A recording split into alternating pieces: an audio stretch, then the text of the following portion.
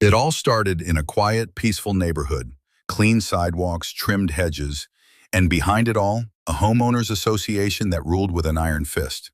When 62-year-old Walter Hughes moved into the area, he didn't think twice about not joining the HOA. Why should he? His house was built just outside the HOA's official boundary. That meant their rules didn't apply to him.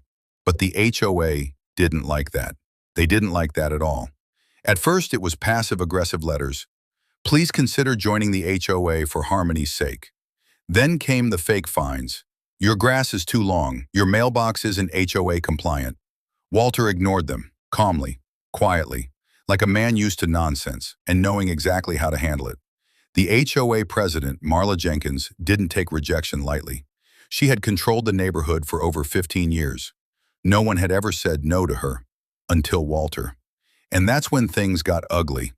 Late one night, Walter was woken up by the smell of smoke. His backyard shed was on fire. He called 911, but by the time the fire department arrived, flames had spread to the back of the house. Everything burned, gone. Investigators found traces of accelerants, clear signs of arson. And Walter knew exactly who was behind it. Neighbors whispered that they'd seen a man from the HOA board near Walter's property earlier that night. But no one wanted to speak on record. They were too scared, until the court date came. Walter showed up not in jeans, not in casual clothes, but in full judge's robes. Because Walter Hughes wasn't just a regular man.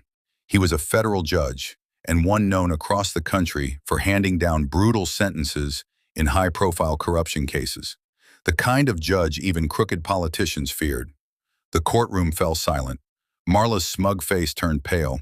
Turns out Walter had recorded all the HOA's harassment, emails, video clips, and yes, even that anonymous tip he received that one of the board members had bragged about smoking him out. The judge presiding over the case, an old colleague of Walter's. The verdict? 3 HOA members were arrested for conspiracy, arson, and attempted murder. The entire HOA board was dissolved by court order, and the state attorney general launched an audit into 17 other HOAs in the county. Walter's house was rebuilt, by court order, paid for out of the HOA's seized funds. And Marla Jenkins? She's serving 18 years without parole.